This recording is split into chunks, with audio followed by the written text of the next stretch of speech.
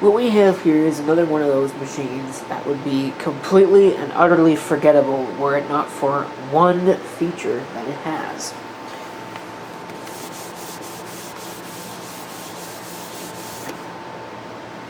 This is an ASUS system.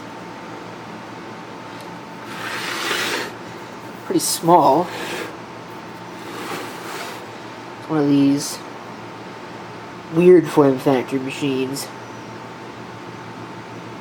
Looks like it might have taken a little bit of shipping damage. I hope not. That would kind of suck. But this is what's called a Terminator 2. And again, it would be completely and utterly forgettable were it not for this thing right here in the front.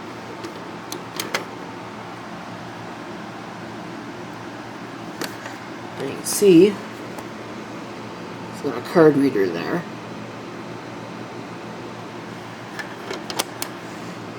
And this display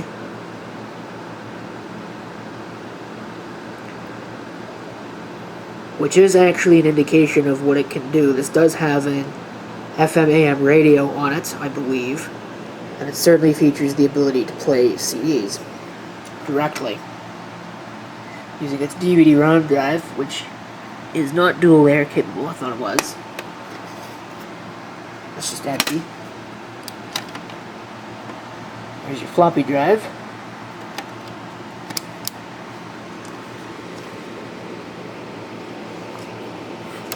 Down here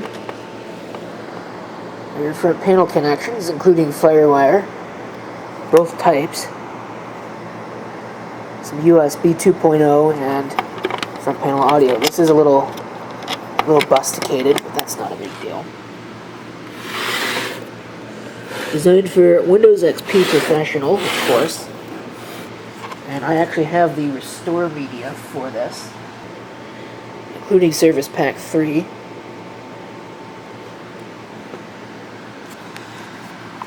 So we get an optical audio, and it looks like a game port and a serial port. You know, your typical port arrangement. We'll have to check and make sure that this isn't pushed in or anything. Ethernet and all that. Has a video card fitted. I don't know if it would have had that from the factory. And a second serial port. Non-standard power supply, of course. I wonder if the case itself might be pushed in. I'm not 100% sure on that. And I don't think this is the original screw. I think that screwdriver and take the cover off. Alright. Forgot to mention this right here.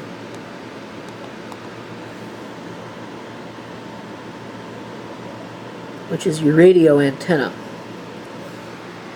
I presume it would have come with that in the box. Brand new. But then obviously, because this thing's not brand new anymore, it doesn't have it anymore. I really hate cases that have this full U-shape thing. I thought we were beyond that once we got out of the baby AT days, but I guess not. So let's see here. Is the board shifted? It might be. There's a couple interesting things going on here. First of all, this thing is crammed in here like an oyster can. But that's pretty typical of machines of this era. Show that heatsink. What I'm interested by, and I don't think it is, because it looks like there is a screw down there, is whether or not this case got shifted in shipping. And yeah, because that screw is there, I'm inclined to believe it did not. So that's kind of interesting. I wonder what would have happened there. It's only got one stick of RAM. And for some reason, someone has fitted this. Oh Lord, why did they do that? With an SSD and one screw, because they didn't put it in properly. Because, of course not. Looks like this would have had IDE originally. And I'll tell you what, that's exactly what it's going to get. I'm not using this stupid... I'm not wasting an SSD on this thing, I'll tell you. How good are the capacitors in this? What kind of board actually is this? I don't know. It's really kind of hard to see anything in there. How crammed in place it is. Looks like the screw for the hard drive bay is on the other side. So that's fine. Looks like that front panel, no, that's not the front panel board. That's purely the card reader. It's driven by a Realtek chipset. Probably a respectable choice. It's also disconnected. So that's good. I'll have to reconnect that. Wonder what else in here is disconnected. So what I'm going to do... Oh Lord. Well, maybe it is a little loose because it looks like this is not in the correct position. It's missing a screw. I wonder if I can pull that out. Okay, the more I look at this, the more I think that this is an awful design. Like, I mean, what the actual hell is this? But anyway, it's got an AGP. It's got a PCI Express slot with no lock, so that's wonderful. What is this video card? ATI. Looks like it came out of a Dell. Of course, it was bent because the motherboard, there's no screw in the motherboard tray. So I think I should be able... I'm going to put the power supply back. We can now take a closer look at this board. This is an ASUS P5G6T 775, so that's nice. Wonder if this would actually support any Core 2 Duo chips. It's got a Pentium 4 in it. I think it's like a 2.8 gigahertz Pentium 4, so nothing great. And I'm going to go ahead and I'm going to put that power supply back. And I'll flip this around. I'll take the motherboard tray out, and then I'll take this hard drive tray out. I'll find a hard drive for this. I'm sure I've got one sitting around here somewhere, even if it has to be a SATA drive. In fact, I think I have some IDE drives in the other room. But for right now, I'm going to pull all this, put this back, flip this around, pull this tray out, and then change that out. Because I think I got to pull the motherboard tray in order to get the screw for this out, which is really kind of a dumb design. Okay, I pulled the hard drive carrier. I took out the one screw that was holding this Kingston A400 480 gig SSD in place. I can think of about 1,000 better uses for that than sitting in here. I took the screw from that and put it here because this screw was missing, and that is the screw that holds the power supply in place. Apparently it's the only screw that holds the power supply in place. I took one of the cover screws and put it right there to hold this motherboard tray in place. And then there's this, which I don't think I'm going to be replacing that anytime soon. I'm not really sure how that happened, but somebody got a little rambunctious with this. I hope the cover will go on over top of that, because I don't really have any fine thread screws sitting around. Alright, there we go. Much better. I'm not going to put in the video card or the serial card for the time being, because I'd rather not use them. I mean, like this, who cares about this? This isn't gonna provide any performance. I don't believe it's original because it does say A00 on the back of it. I think this went to a Dell. And then this is just some random outboard serial parallel card with just a serial port. Not really particularly useful either. So, see, that looks a lot better. You can actually get to the ports now. Let's see if I can actually get the cover back on this thing, though. Then we'll pound it on, see if it works. Well, I'll put some slot covers in it, pound it on, see if it works, and maybe... Oh, there should be a screw there, too, it looks like. I'll have to find a screw for that. And one for the cover that I stole. Power it on, maybe we'll even install the operating system tonight. Okay, here it is. Like I said, the more I work on this case, the more I hate it. These screws won't go in for some reason, probably because the one screw here on the side is too big. I'll have to replace it when I actually have a screw to hand. But I don't have that kind right now, so we're just going to plug it in. And it'll probably go bang. Get to see how much power it uses. Still have that plugged in. Huh. Is it on? I don't know. Pulling 4 watts from the wall. I don't think it's even powered on yet. There we go. Here's our beep. I saw it get up over 100.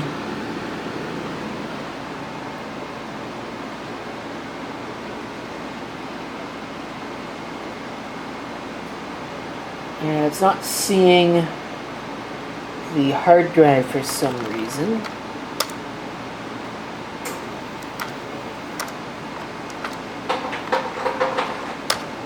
Try that.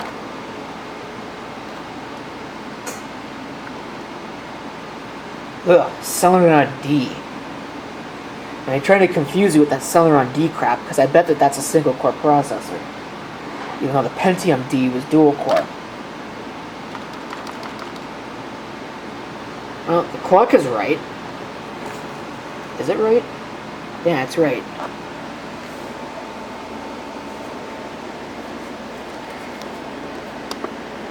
I wonder if this does anything yet. Nope, doesn't look like it. That's a pretty nifty display. Instant music.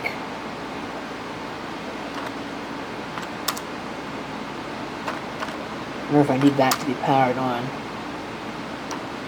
I think most of these values are probably sane to be set as the default. I'll go ahead and save and exit on that.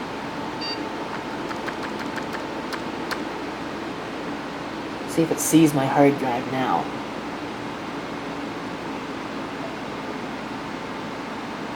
No, it still doesn't see my hard drive, so I got some work to do. Okay, so realization, this thing probably actually did have a serial ATA hard drive to start with. Because the optical drive is jumpered for master, and there's only one IDE ribbon. In fact, there's only one connector on the board.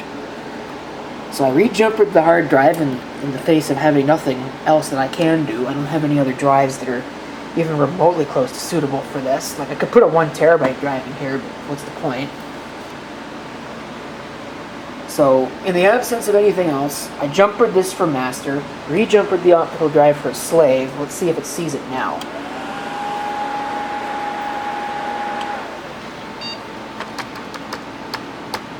Okay.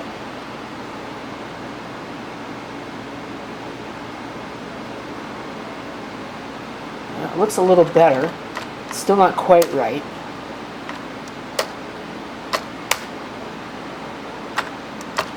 So we'll try that.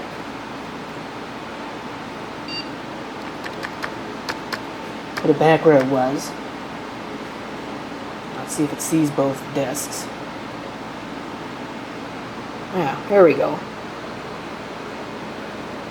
80 gig and our DVD-RW are both detected.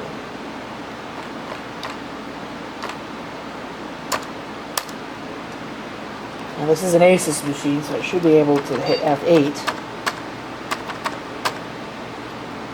Terminator 2. Go to that. Optical drive works. Let me get the restore disk.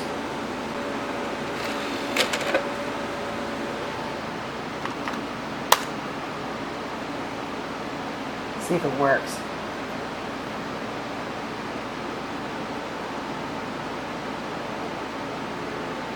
Alright.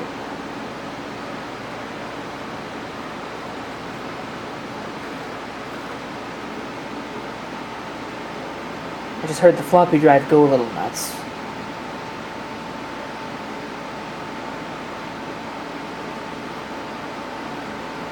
So we'll let that load.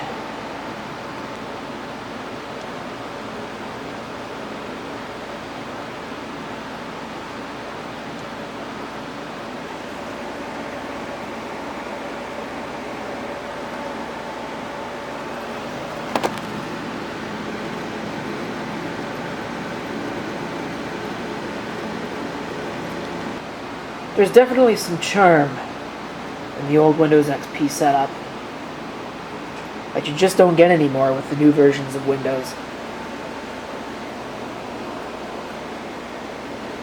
This is probably one of the slowest machines I've dealt with in a long time when it comes down to actually installing Windows XP. And part of it is probably because I'm slaving the optical drive off of the hard drive, and it might even be the arrangement of this cable. Although I think technically this is the right way to do it. The master device is the first device in the chain and the slave is the second. Even though if you do a cable select, it's the other way around. But I think technically that's the correct way. Not that it really matters. Although cable select, I believe, depends on the machine, because I'm pretty sure on the Dell it works this same way. On any of the Dell machines I've worked with.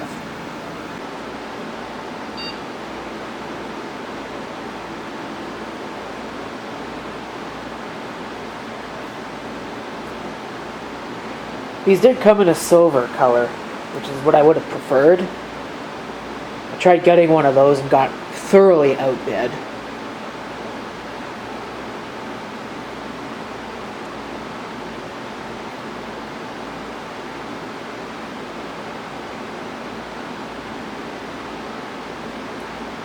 See if this thing has any drivers loaded.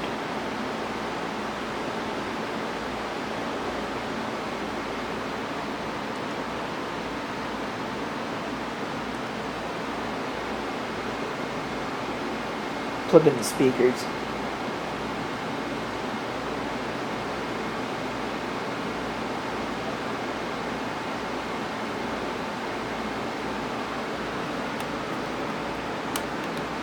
Nope, I hear nothing, so no driver for that, so we'll have to install the drivers. Yeah, that's something that I definitely don't miss about this era of machine. Fortunately, I have the driver disc, even though it is not the original driver disc. This actually came from the eBay seller. It was created by the eBay seller, so I kind of wonder about this. ATI Radeon X1300 Pro. Wonder if that's the video card that's down there. Maybe I should install it anyway. But I think I'd rather have the onboard video. There's no reason for the video card to be in here. Yeah, and you can tell that this is a Dell card. That was a Dell card that was installed in here. I'll go ahead and I'll install .NETFX anyway, but I'm not installing that video driver because I don't have that video card installed.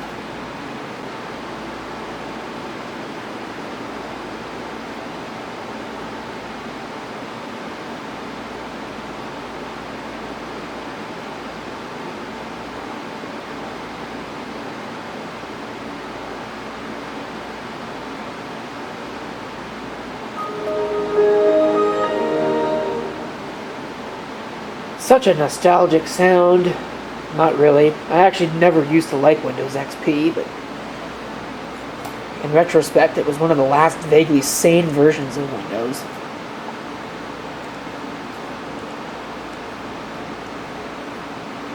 So, the next thing I want to do, this does have the network installed, so I probably don't have to worry about that too much, is I want to go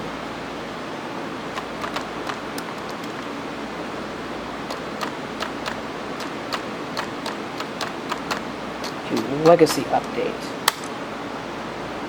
Let's see if it'll actually work.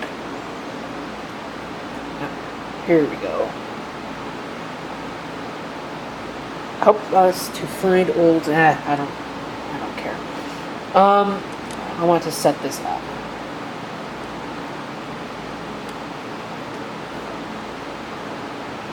Keep in mind this. We will install it.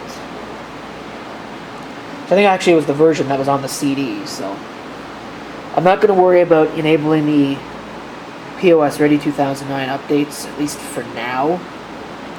In fact, I might not bother with that at all. So we'll let this do its thing here.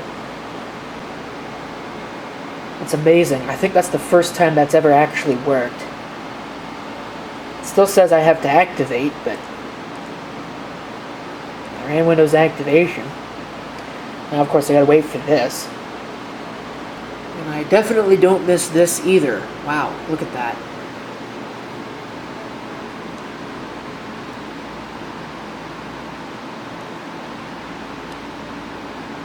We'll install all the crap first, like the major crap. I'm not going to worry about the optional updates for right now, although I think I selected them anyway. Maybe it didn't. I don't know what it actually has selected. There's the hardware update. Oh, it didn't find the video chipset. That's for the,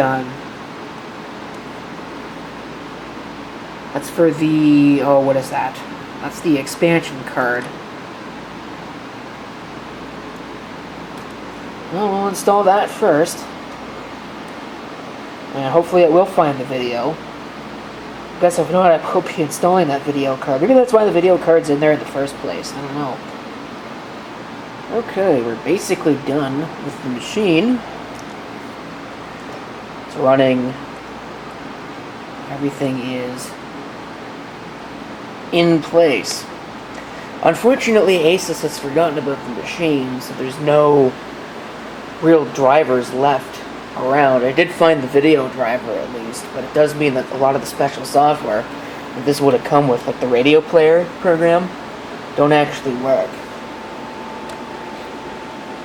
And the other issue with this, I did find a disconnected cable. You'll notice it just powered itself off because I have put it, or have tried to put it, into so-called DJ mode by pressing the little CD button that the camera won't focus on. That was an interesting noise.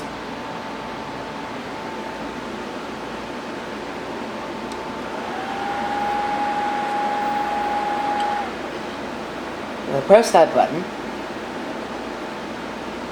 you'll notice that it doesn't really do anything.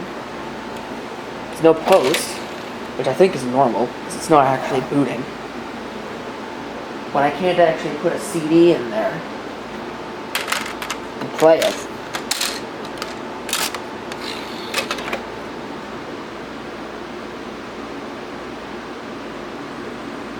Doesn't seem to actually do anything.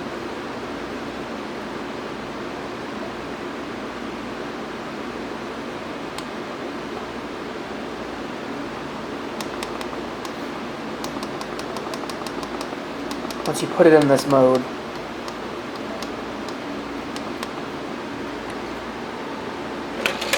it doesn't do anything. Now there's two possibilities for that. Number one is it doesn't like this optical drive, and that's possible because it could be non-original.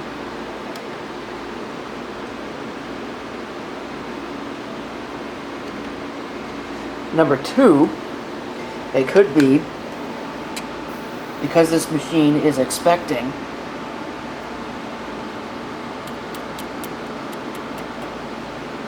a serial ATA hard drive and only one device on the parallel ATA channel, and it's focused on the master device. So it's trying to use the hard drive as a CD-ROM, and that's obviously not going to work. So what I'm going to do, I actually found a SATA hard drive that would fit in this quite nicely if it happens to work.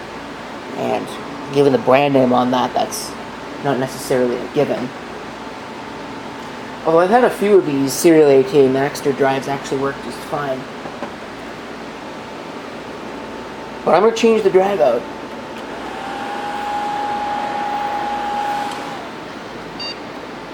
Again, you'll notice that it posts just fine.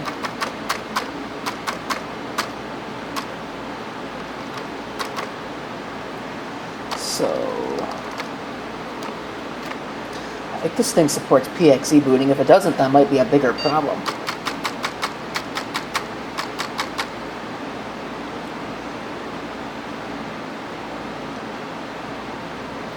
Now, I should probably upgrade the RAM on this, but I don't think I've got any. Actually, that's not true. What's this?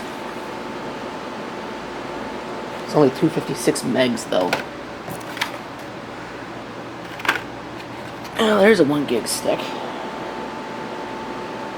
That'd probably work just fine. Maybe I'll throw that in there. This is a quick little upgrade.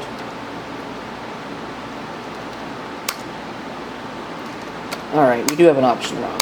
Alright, we'll enable that.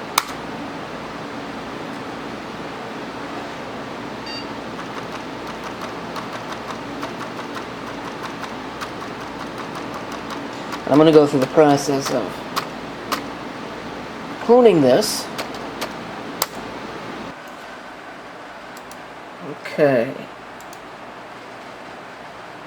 Find it here to capture. So we'll run that. And we'll come back out.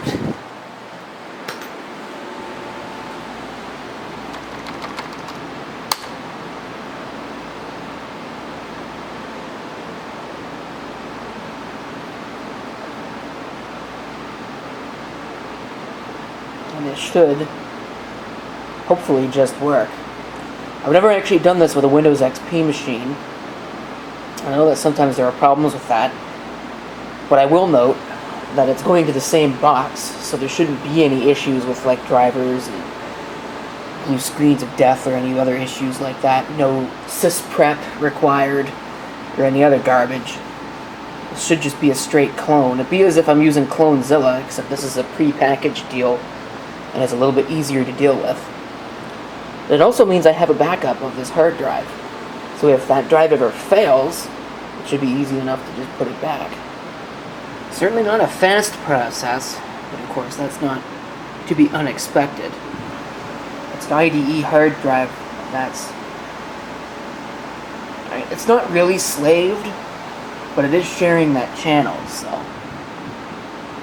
Okay, before I get too far with this, I've unplugged the hard drive and I've set the optical drive to master. Let's see what it does now. I'm getting the feeling that there's no difference.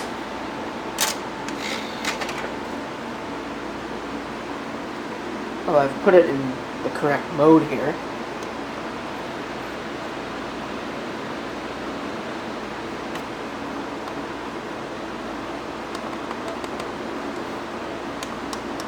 It doesn't seem like it's actually working.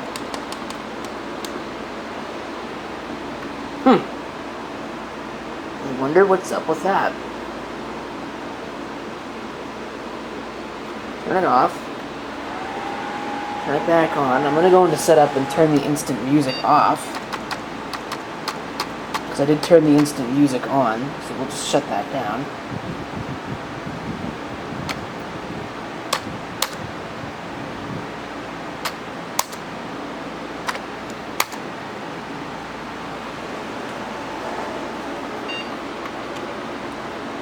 Turn the machine off.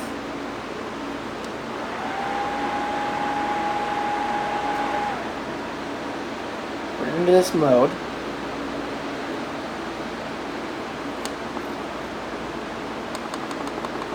Yeah, I guess it doesn't like this optical drive.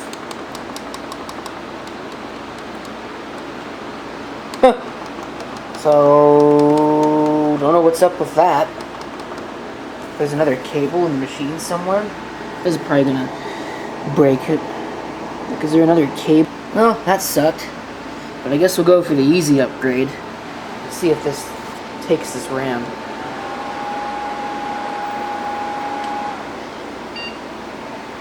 Okay. 2 gigs. Sweet.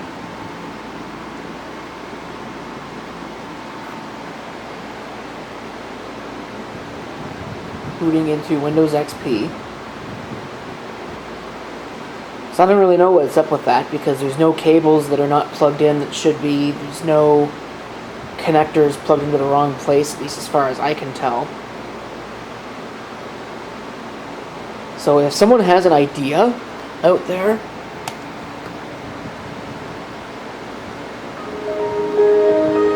I would love to hear from you. But as far as the system is concerned, it works just fine. And I saw that the display is totally useless. I almost wonder if that's addressable in software. To be able to write some kind of program to be able to address that. Someone's probably done it.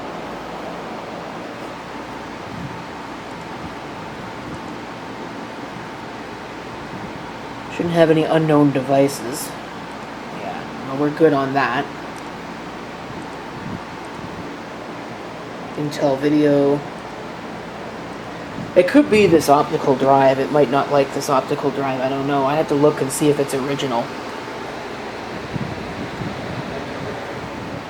But I mean, if it is, I can't imagine why it wouldn't work.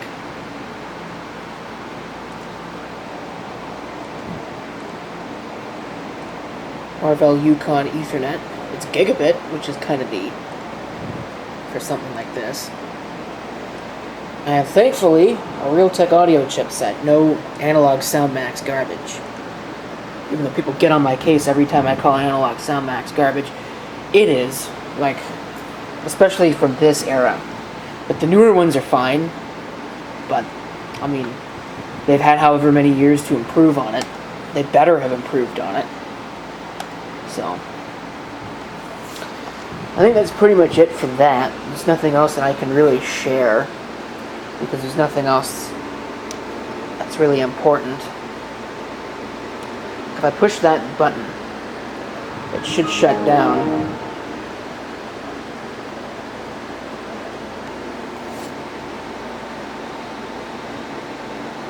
I wonder if it powers off completely? I don't remember. Yeah, it does.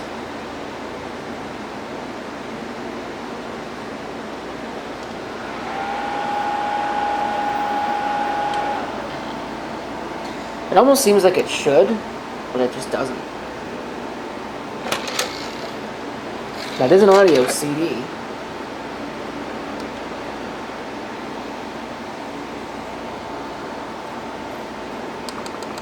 It's like it's going into a mode that it can't handle or something. So. Oh well.